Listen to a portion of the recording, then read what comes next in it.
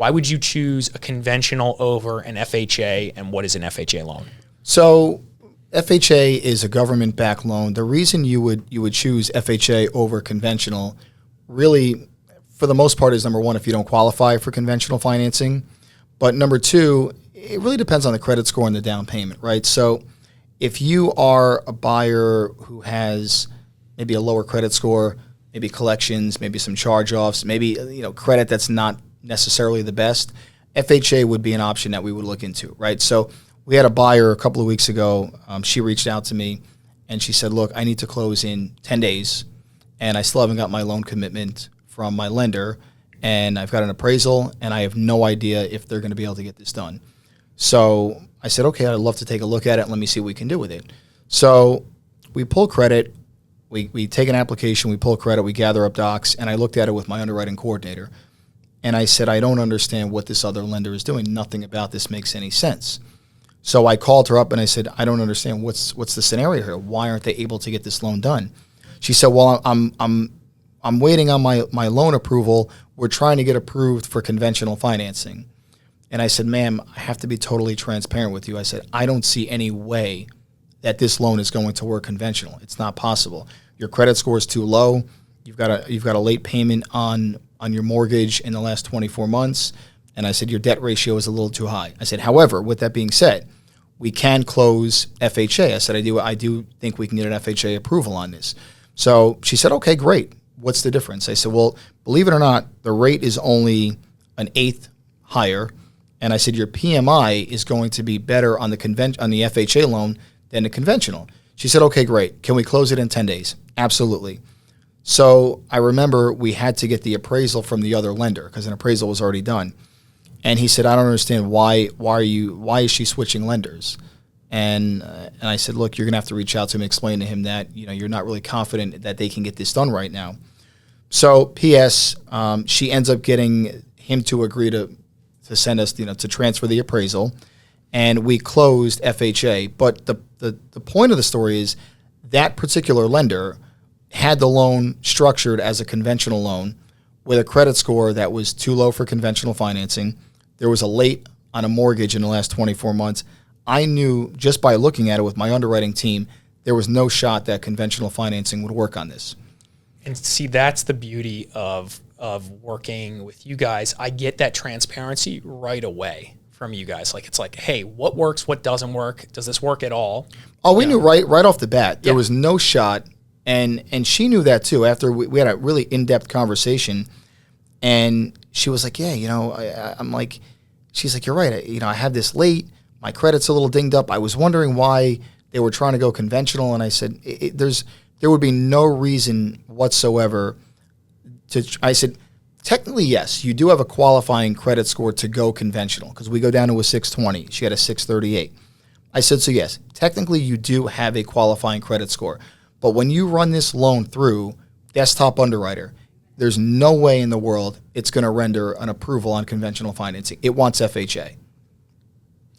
Super simple. So very simple. There is a place for FHA. There's places, it just makes sense in some cases to go that route for certain buyers. And that's why you need to have this strategy discussion with your lender. I think what ended up happening was I think the agent probably thought if I submit the offer as conventional, I've got a better chance of getting my offer accepted than if the listing agent sees an offer for FHA financing.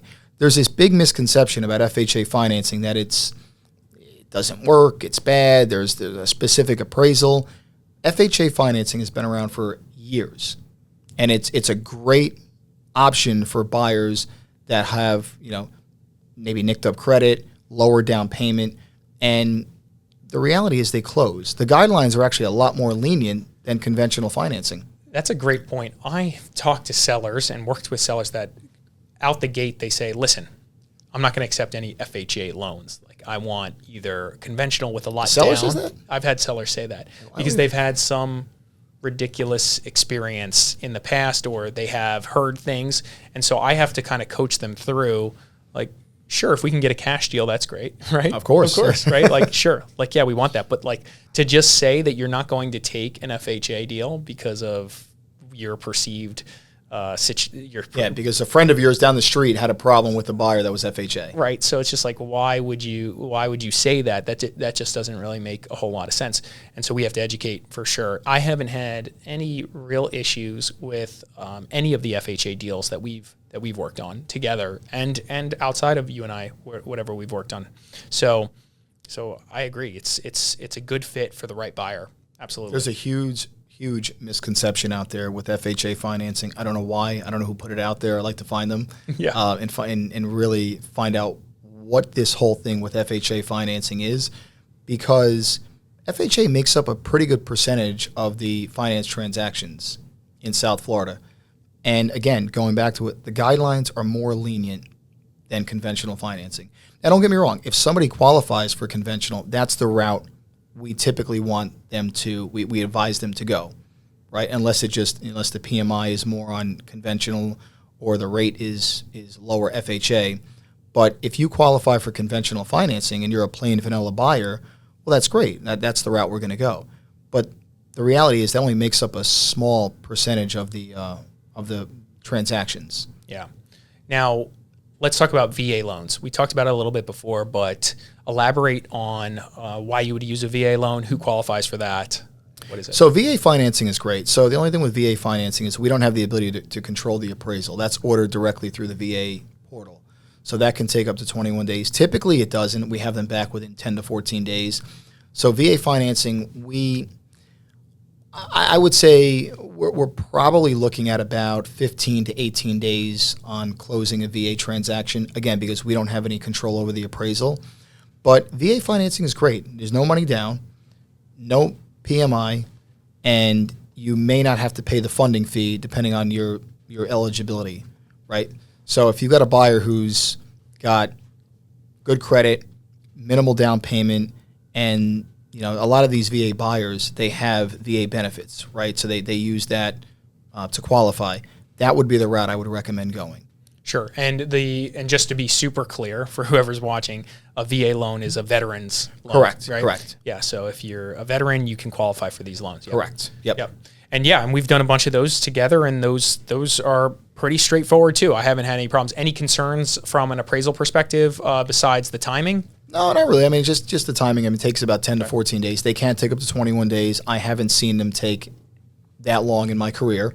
And then, of course, there is a WDO that is required, which is a termite inspection. Got it. And so is that the biggest hurdle there? Like, is that the only thing that's different on a VA appraisal as compared to like a conventional appraisal? They're just looking for the wood destroying organisms. Correct. Or the termite inspection Yep. report? Yep. Okay. And the buyer gets that inspection and provides it to you guys, right? Correct. Yep. Okay. Yep. And if there is any termite activity, what's the resolution there? So I guess it just depends on how bad it is. Yeah. Right. I mean, it really that's kind of what it is, right? So at that point, it would have to be resolved.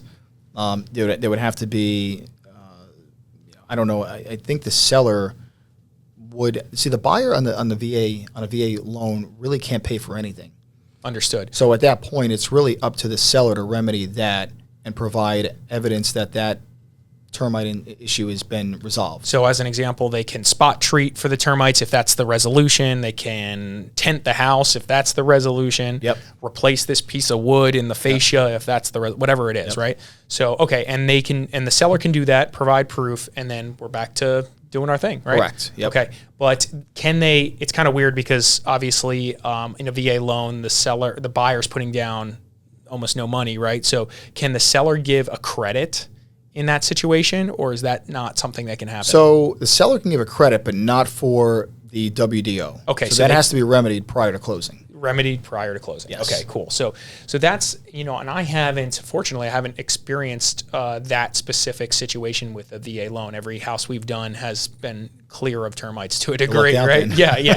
Because the reality is down here, and this is for buyers to keep in mind. The common theme here is a house either has termites or will get termites. Yeah, right. It's so like mold. Yeah. And then it's just a question of what type of termites you have, and we can go into all that another day. But that's a thing. There's termites in most houses, and so it's dealt with quite often. This is a frequent thing we all experience here. And what's cool about VA financing as well is VA will allow for higher debt ratios. So the maximum debt ratio on conventional financing is 50%. 49.99 Fannie Mae, 50.4 Freddie Mac. Okay? FHA allows you to go to 56.99. So if you make $10,000 a month gross, your liabilities, including the mortgage, can equal up to $56.99. VA financing, I've seen scenarios where we've run it through Desktop Underwriter with a 68 back ratio, 74, and it's given us an approval. Wow. Now I think it's crazy, right? Because if somebody makes $5,000 a month, I mean, can they realistically afford $2,500 a month in payment with other liabilities? I mean, but they will allow significantly higher debt ratios. So that's interesting to know about. And again, that goes back to having this strategy discussion early on with your lender. This is something probably worth bringing up right now. How early, and I'll tell you my thoughts on this, but how early should a buyer start thinking about speaking with a lender, like in your opinion? I mean, I would say immediately, right? And really, because for no other reason than you need to know where you stand, right? Because some people think that they qualify for a certain price point, and they have this payment in their head. Okay, I want to buy a house for $400,000, but I don't want my payment to be more than $2,500. That's what I'm paying for rent, right? And then when we run the numbers, the payment comes out to $3,500, and they're like, "Whoa, what do you mean $3,500?" Well, let's go over it together, right? Your P&I is this, your taxes, your insurance. This property has an HOA. Oh, and by the way, you're only putting down 5%, so there's mortgage insurance as well. And they're like, "Whoa." So now here they are thinking they qualify for $400 based on a number they had in their head in terms of a monthly payment. And then when they speak to us or whomever they speak to, they realize that $400,000 is a significantly higher payment than they really wanted to pay. So now they either have to A, scale it back to a lower purchase price or price range, or B, they have to figure out how they can swing this higher payment. Yeah, that's a huge thing. So like before we even walk out the door to go show property, we highly recommend and encourage our buyers to get a pre-approval letter, an actual pre-approval letter, not this. We'll talk about this later too, pre-qualification or any of the other nonsense that doesn't look at everything, right? Also, my thought, I get this question a lot too, which is like, hey, I'm thinking about buying in a year, maybe 6 months from now. When should I speak with the lender? And I usually tell people, call Frank up now. Let's get him to run everything through the system and answer all the questions now, because there may be something that you guys can plan for or address in your credit report or in your liability section. So by the time 6 months rolls around or a year from now rolls around, you've kind of already been made very clearly aware of what you need to do or what you need to have in place in order to get the house you want. Correct. Right? So it's funny you mention that. Buyer typically falls into 3 buckets. Bucket A is they qualify for exactly what they want, right? So they say, hey, I'm looking to buy for $700,000. Here's my financials. This is what I want to qualify for. Great. Bucket A, they qualify for that. Bucket B is what you and I just spoke about, which is they're in their head, they think $400,000 equates to a payment of $2,500, when in reality it equates to a payment of $3,500. And now they've either got to A, scale back, or B, they've got to be okay with paying a much higher payment than they were anticipating. Or C, they don't qualify right now, and they weren't aware of that. And at that point, it just depends on what their scenario looks like, right? It may just be a matter of credit scores a little too low, but they have the income and they've got the assets, and we've got to work on getting the credit score from 568 to 580 to where they qualify for FHA. Not that big of a deal. But it could be a scenario where credit score is extremely low, debt ratio is, too high, and the reserves are a little light. So at that point, we've got to really put together a solid plan of attack for them, because at that point, they don't qualify.